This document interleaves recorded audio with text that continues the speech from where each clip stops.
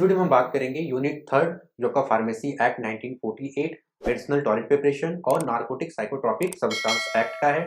उसके जो आपके शॉर्ट क्वेश्चन इंपॉर्टेंट क्वेश्चन है उनको आज हम इसमें सॉल्व करेंगे। तो चलिए करते हैं।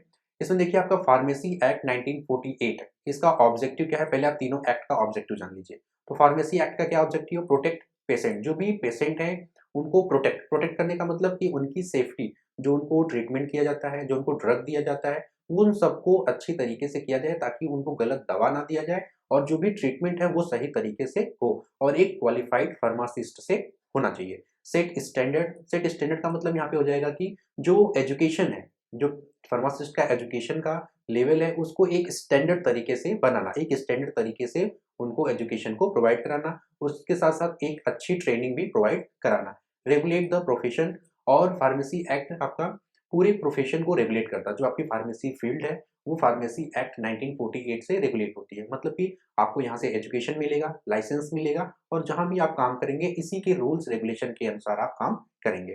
ठीक है। फिर दूसरा होता है आपका the medicinal and toilet preparation act 1955। इसका ऑब्जेक्ट क्या है? Collect tax. इसमें क्या होता है मेन चीज की, जो हमारा एल्कोहल होता है उसके मिसयूज को हम रोकते हैं। तो इस पे जो हम मेडिसिनल के लिए यूज करते हैं एल्कोहल, उस पे बहुत कम मात्रा में टैक्स लगता है और जो मेडिसिनल के अलावा जो चीज़ें अल्कोहल के लिए यूज़ होती हैं मैन्युफैक्चरिंग के लिए, तो उन पे टैक्स ज़्यादा लगता है। तो जो टैक्स का कलेक्शन है वो इसी एक्ट के ज़रिए हम करते हैं। Regulate the production and movement, ठीक है? तो जो इसमें मॉलिक्यूल्स बनते हैं उनका टैक्स कलेक्शन और उनका जो मिसयूज है उसको भी ये रोकता है और जो प्रोडक्शन होता है उसको भी सही तरीके से ये कराता है। तो ये हो गया इसका ऑब्जेक्टिव। थर्ड है आपका नार्कोटिक एंड साइकोट्रॉपिक एक्ट 1985। इसका ऑब्जेक्टिव क्या हो जाएगा? Tough rule for drug control. जो नार्कोटिक और साइकोट्रॉपिक, नार्कोटिक का मतलब कि ऐसी दवा जो एडिक्शन कॉज करती है, जो नार्को ड्रग होती है। साइकोट्रॉपिक का मतलब जो आपके ब्रेन पे इफेक्ट करती है वो हो जाएंगी साइकोट्रॉपिक ड्रग्स। तो इन दोनों दवा जो है, दोनों कैटेगरी की दवा जो है, इनके ऊपर एक टफ रूल बनाता है, एक कॉम्प्लेक्स मतलब एक कठिन रूल बनाता है जिससे इसका मिसयूज ना होने पाए, उस मिसयूज को ये रोकता है। दूसरा आपका पनिशिंग ड्रग क्राइम्स, जिन्होंने ड्रग क्राइम्स किया है या जो कर रहे हैं, इनलीगल यूज कर रहे हैं, उनको पनिश मतलब कि उसके ऊपर ऑफेंसेस और पेनल्टीज का भी ये काम करता है जिससे कि मिसयूज को रोका जा सके। फिर आपका प्रिंसिपल इंटरनेशनल प्रोमिसेस, मतलब कि जो इंटरनेशनल एग्रीमेंट होते हैं, मतलब कि यहाँ की सप्लाई बाहर या बाहर से या जो यहाँ पे आती है, तो इनके बीच में जो एग्रीमेंट होता है वो इसी एक्ट के रूल्स रेगुलेशन से होता है। तो ये तीनों के आपके ऑब्जेक्टिव हैं, इनको आप ध्यान से पढ़ लीजिए। ये लगभग कई बार पूछे गए हैं और आ भी सकते हैं। ठीक है। अब इनके कुछ शॉर्ट क्वेश्चन जो एग्जाम में पूछे गए हैं वो देखिए। पहले आपका डिफाइन बॉन्डेड लेबोरेटरी, की बॉन्डेड लेबोरेटरी क्या होती है। देखिए बॉन्डेड, अनबॉन्डेड या आउटसाइड बॉन्डेड, ये दो तरीके की लैब होती है। तो बॉन्डेड में क्या होता है कि इसमें जो भी मैन्युफैक्चरिंग या प्रिपरेशन होता है अल्कोहल रिलेटेड ड्रग का, वो चीज का किया जाता है। और इसमें एक चीज होता है कि एक्साइज ऑफिसर यहाँ पे कंसिस्टेंटली प्रेजेंट होते हैं। ठीक है। यहाँ पे हमेशा आपके एक्साइज ऑफिसर प्रेजेंट होते हैं, वो उनका चाहे ड्यूटी फुल टाइम है या पार्ट टाइम है तो वहां पे वो प्रेजेंट रहेंगे। और इसमें एक चीज होता है कि जो हम यहाँ से अल्कोहल जो बाई करके लाते हैं उसकी ड्यूटीज हमें पेड नहीं करनी पड़ती है, तुरंत उसकी ड्यूटी हमें पेड नहीं करनी पड़ती है, बाद में हम इसकी ड्यूटी उसके ऊपर लगाते हैं। लेकिन कुछ जगह इंस्ट्रक्शन है जहाँ पे नहीं लगती है, उसका आपको जो आपके मेडिसिनल टॉयलेट प्रिपरेशन का एक वीडियो बना हुआ है उसमें सारा डिटेल में पढ़ाया गया है। अगर आपके पास टाइम है तो आप उस वीडियो को देख लीजिए, उसमें आपको सारा बॉन्डेड अनबॉन्डेड क्लियर हो जाएगा। तो बॉन्डेड का मतलब क्या हो जाता है कि जहाँ पे एक्साइज ऑफिसर प्रेजेंट रहते हैं और जब अल्कोहल हम इसमें बाई करते हैं तो उसकी ड्यूटी पेड नहीं करनी पड़ती है। और यहाँ पे हम अल्कोहल रिलेटेड ड्रग का या कोई मेडिसिन है उसका हम यहाँ पे प्रिपरेशन और स्टोरेज करते हैं। तो ये होगी आपकी बॉन्डेड लेबोरेटरी। फिर आपका डिफाइंड प्रिपेयर्ड ओपीएम, कि प्रिपेयर्ड ओपीएम क्या है। जो ओपीएम से जो भी मॉलिक्यूल्स, जो भी ड्रग मेडिसिन बनाए जाते हैं उन्हें हम कहते हैं प्रिपेयर्ड ओपीएम। अब इसको देख लीजिए। जो आपका ओपीएम है वो different part of plant papaver somniferum plant, मतलब कि जो पेपावर सोमनीफेरम प्लांट है उस ओपीएम की जो मॉलिक्यूल है उसको एक्सट्रैक्ट किया जाता है। ठीक है। तो इसके डेरिवेटिव कौन कौन से हैं? Morphine, codeine. ठीक है। तो मॉर्फिन, कोडीन इसके डेरिवेटिव हैं। तो जिन भी ड्रग में मॉर्फिन या कोडीन मिला हुआ होगा या कोई भी कंपाउंड जो भी मेडिसिन बना हुआ है इसमें मॉर्फिन या कोडीन बना हुआ होगा, मिला हुआ होगा, तो वो आपका कंपाउंड कहलाएगा प्रिपेयर्ड ओपीएम। ठीक है। एक चीज इसमें और ऐड कर लीजिए, कोई भी प्रिपरेशन है जिसमें 0.2% मॉर्फिन या any diacetyl morphine add है तो उसे आप कहेंगे प्रिपेयर्ड ओपीएम। ठीक है। दो चीज हो गया, ऐसा जिसमें मॉर्फिन कोडीन ऐड हो या फिर कोई भी ऐसा कंपाउंड जिसमें 0.2% मॉर्फिन या डाई एसिटाइल मॉर्फिन ऐड हो, उसे आप कहेंगे प्रिपेयर्ड ओपीएम। ठीक है।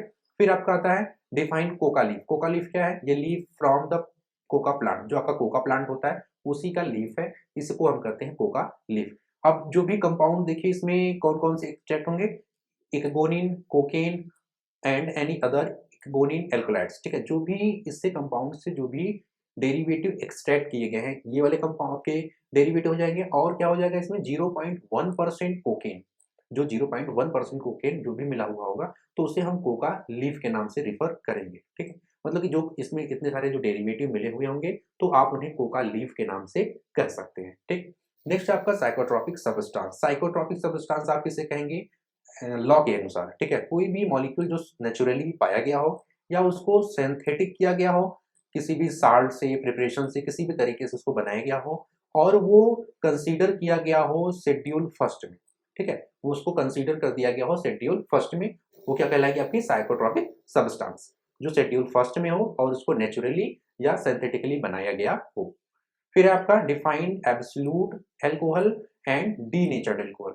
सिंपल सिंपल इसका है, एब्सोल्यूट अल्कोहल क्या होता है कि जो जिस जिस भी अल्कोहल की क्वालिटी स्टैंडर्ड सेट होती है ब्रिटिश फार्माकोपिया से, उसे हम कहते हैं एब्सोल्यूट अल्कोहल। किसको कहेंगे हम? जो ब्रिटिश फार्माकोपिया है उससे अल्कोहल की क्वालिटी को स्टैंडर्ड सेट किया गया हो, मतलब कि एक फार्माकोपिया है ब्रिटिश की, उसके मानक के अनुसार जो भी अल्कोहल की क्वालिटी दी गई हो, उसे हम कहेंगे एब्सोल्यूट अल्कोहल। डीनेचर अल्कोहल का मतलब क्या होता है कि डीनेचर का मतलब नेचर उसका खराब है, डी मतलब खराब हो गया, डिकम्पोज हो गया है। तो आप उसे क्या कहेंगे? अनसुटेबल फॉर ह्यूमन कंजप्शन, मतलब कि जो ह्यूमन के कंजप्शन के लिए सही ना हो, वो भी आपका सेंट्रल गवर्नमेंट या स्टेट गवर्नमेंट द्वारा नोटिफाई किया गया हो, तो आप उसे क्या कहेंगे? डीनेचर्ड अल्कोहल, ठीक है? नेक्स्ट आपका registered pharmacist and medical practitioner. Registered pharmacist का मतलब क्या होता है कि क्वालिफाइड फार्मासिस्ट। क्वालिफाइड फार्मासिस्ट का मतलब जिनके पास B pharm, D pharm, M pharm की डिग्री हो और उनका नाम स्टेट फार्मेसी काउंसिल के रजिस्टर में एंटर हो, मतलब कि उनके पास लाइसेंस होना चाहिए। वो चाहे किसी भी प्रोफेशन में काम कर रहे हैं, चाहे हॉस्पिटल में काम कर रहे हो, चाहे कॉलेज में काम कर रहे हो, ठीक है? या फिर उनके पास खुद का बिज़नेस है, कुछ होलसेल का चाहे रिटेल का, तो उन्हें आप कहेंगे रजिस्टर्ड फार्मासिस्ट, ठीक है? तो उन्हें आप कहेंगे रजिस्टर्ड फार्मासिस्ट। मेडिकल प्रैक्टिशनर का मतलब क्या होता है? डॉक्टर, सीधा-सीधा मतलब है। उनके पास क्या होना चाहिए? क्वालिफिकेशंस, जो उनके पास क्वालिफिकेशन होना चाहिए। Section 3 of Indian medical degree act 1916, जो ये एक्ट है आपका आईएमडी, इस एक्ट से उनके पास डिग्री होनी चाहिए, ठीक है? और उनका नाम भी उस जो आपका मेडिकल रजिस्टर होता है उसमें उनका नाम इंटर होना चाहिए। जैसे आपका है स्टेट फार्मेसी काउंसिल में आपका नाम इंटर होना चाहिए, तो आप फार्मासिस्ट हो जाएँगे। तो वैसे ही इनका नाम जो आपका मेडिकल रजिस्टर में इंटर होना चाहिए, तो ये आपके मेडिकल प्रैक्टिशनर कहलाएँगे। इसके साथ-साथ देखिए क्या है कि कोई भी ऐसा व्यक्ति जो modern scientific system of medicine पे काम कर रहा है, वो भी डॉक्टर कहलाएगा, और जिनका नाम रजिस्टर हो एज़ अ डेंटिस्ट, वो भी आपके मेडिकल प्रैक्टिशनर कहलाएँगे, और जो वेटरनरी के मेडिसिन को काम करते हैं उसमें, तो वो भी आपके मेडिकल प्रैक्टिशनर के लिस्ट में आएँगे। तो इसमें मेडिकल प्रैक्टिशनर कौन-कौन से हो गए? जिनके पास क्वालिफ़िकेशन हो इंडियन मेडिकल डिग्री 1916 से, और उनका नाम मेडिकल रजिस्टर में एंटर होना चाहिए।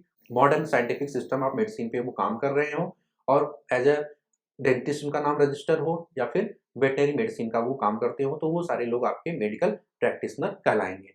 फिर लास्ट क्वेश्चन है आपका, give example of any 4 narcotic drug. जो आपकी नार्कोटिक ड्रग है, उनका आप 4 किन्हीं ड्रग का एग्ज़ाम्पल दीजिए। तो उसमें आप लिख दीजिएगा कोडीन, मॉर्फिन, ऑक्सीकोडीन और ट्रेमाडोल। तो ये आपकी 4 ड्रग हो गई जो आपकी नार्कोटिक्स ड्रग है। तो ये आपके मोस्ट इम्पोर्टेंट क्वेश्चन जो एग्ज़ाम में आए हुए हैं यूनिट 3 से, तो इनको आप अच्छे से लिख के याद कर लीजिए।